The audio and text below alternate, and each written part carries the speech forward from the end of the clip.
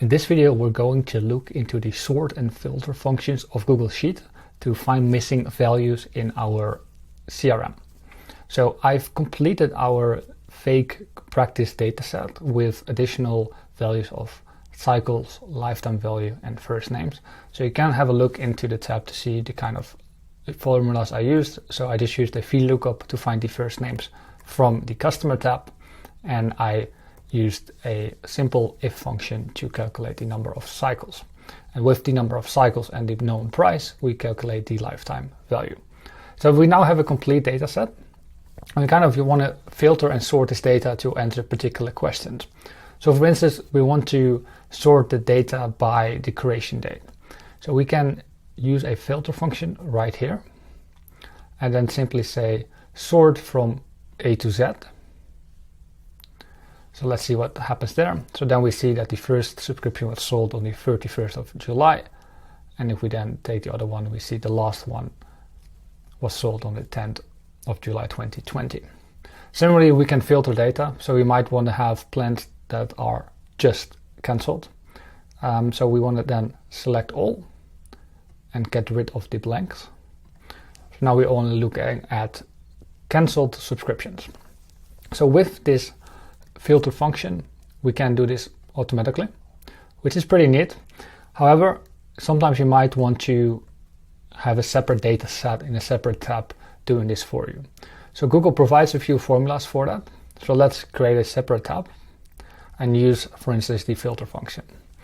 So if we say filter and then select the range, so we want to filter this entire data set. Then the next question is, what do we want to filter on? So for instance, we want to have the creation date greater than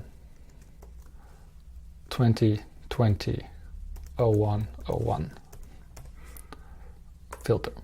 Okay, so let's see if that pops up anything. So that doesn't find anything. So the question is, why is that? So it's probably because the date is wrong and we have to formulate it in a different format. So we have to use this particular format. So it should be 01-01-2020. And with that, we should find only plans that are greater than that particular date. So this doesn't work either. So what I'd like to do in this case is actually create a separate row. So shift this down a little bit and then say, let's copy paste this data over and put that in cell A1. And then we say the function, so the subscriptions are greater than A1. So,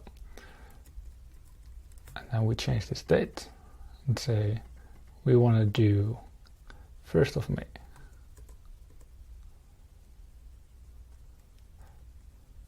So that doesn't work.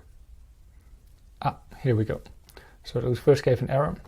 So now we have a custom filter based on cell A1 that filters our data set on the creation date. So if we want to change this to the 1st of January, we can just change this value, saying 1st of January, and then it will automatically update our data set. So it takes a bit of time. Here we go. So now we might want to say, instead of being greater than, we want to say equals to. So we can do that as well. Just change the formula to equals to, and it will find only plans that were created on that particular day. If we then also want to say, oh, we want to have January 1st, but only cancelled plans, we can change this formula to saying subscriptions column F is not empty. There was a problem. Okay.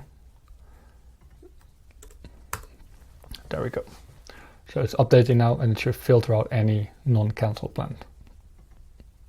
So you see, here it now has only cancelled plans. All right, so that's how the filter function works. Then we might also want to sort this data. So we want to sort by the cancel date to see which one canceled first we can combine this function by saying sort this data set, and then we want to sort by the column F. So that is the 6th column. And then we want to say true. Okay.